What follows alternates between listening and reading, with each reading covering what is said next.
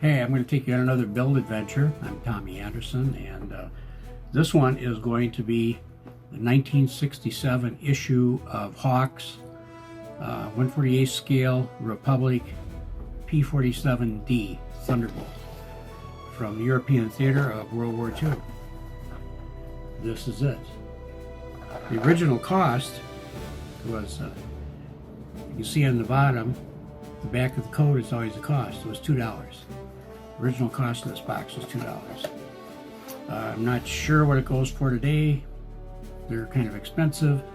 I was at a model show with Eric a few months ago from Celebrating Vintage Models, and a dealer had it there for $10.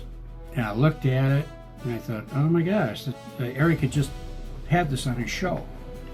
And I remember when these came out when I was in high school, Hawk did a few planes in this chrome plating. You get a piece out here and I'll show it. And they came in chrome, so you could have a natural metal finish.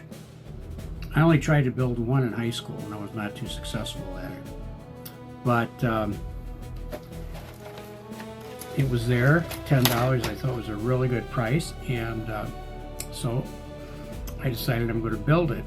And the one thing, this gives an option. You can either make it the P-47D bowl top or the Razorback. I have a couple of 1/48 scale bubble tops in my collection, but I do not have a Razorback yet. And this is going to be my first Razorback.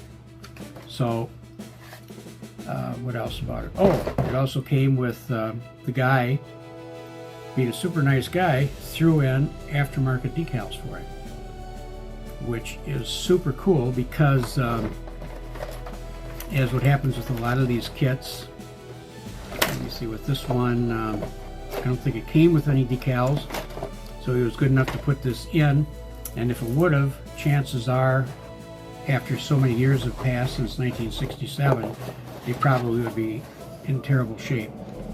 So very thankful to him, and you never know what you find when you're at these little model shows.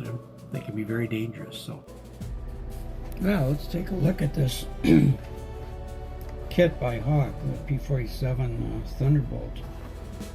So it's completely chromed and plated. I remember when I was in high school, I worked on a P-51 Mustang from Hawk that was like this. I didn't do a very good job on it. I just wasn't experienced enough to work with the chrome and that. Well, here are the decals that the gentleman who sold me that included, because there were no decals for this. There's no instructions, but I saw them on ScaleMates, so I will download them from there. I did jump the gun, and I connected the two fuselages together. I was just playing around with it, but it looks like everything's here.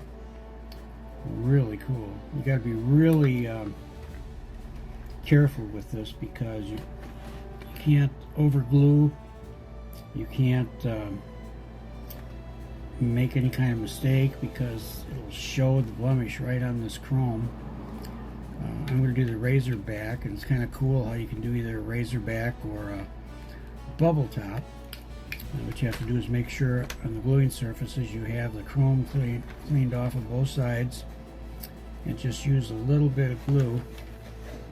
For this one, if I could find it here, I'm going to use, I'm going to go back old school, and I got some Testors tube glue with the little nipples there, so that I can do this with. It'll work a lot better on this chrome, I think. But this should be a fun kit to build. I can't wait to keep going on it, and I will do progression, and then of course the final display. I'm working on the build on the Razorback version of Hawk's 1/48 scale Republic P-47D Razorback Thunderbolt in chrome, and it was a fairly easy construction. I had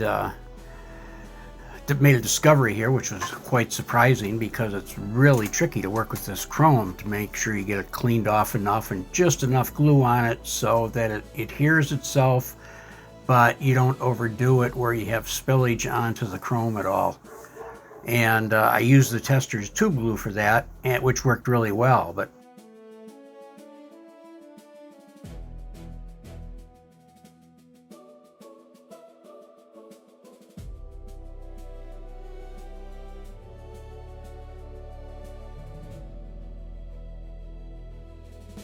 something I totally found by accident is using this here Tamiya cement, the orange bottle, which is a little bit thicker for a slower setup, but I found by quite accident again, it dissolved the chrome on the model.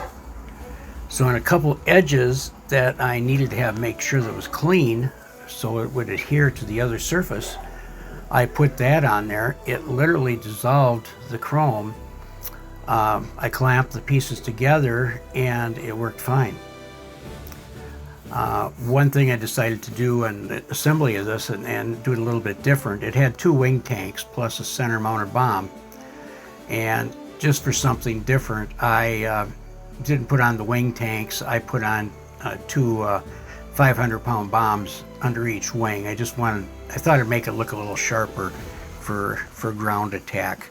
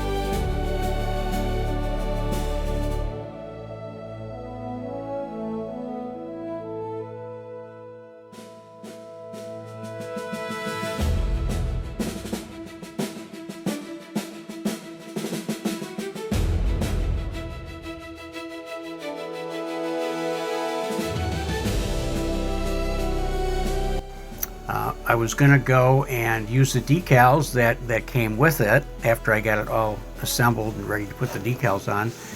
And I realized the decals that the gentleman had given me were for a P-47 bubble top, not for the Razorback.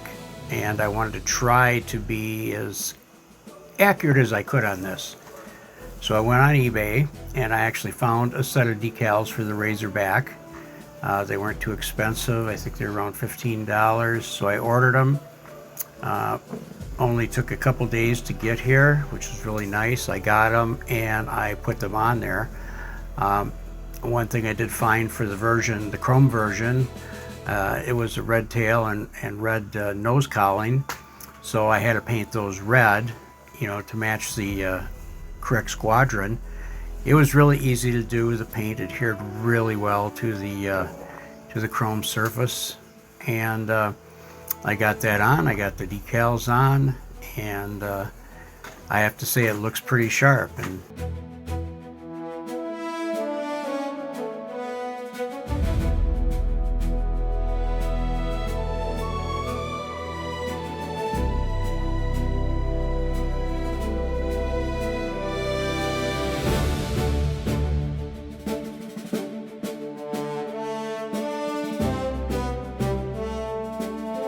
it was fun to add this to my collection. So please watch for my my next build, and we're going to have some more fun making these classics.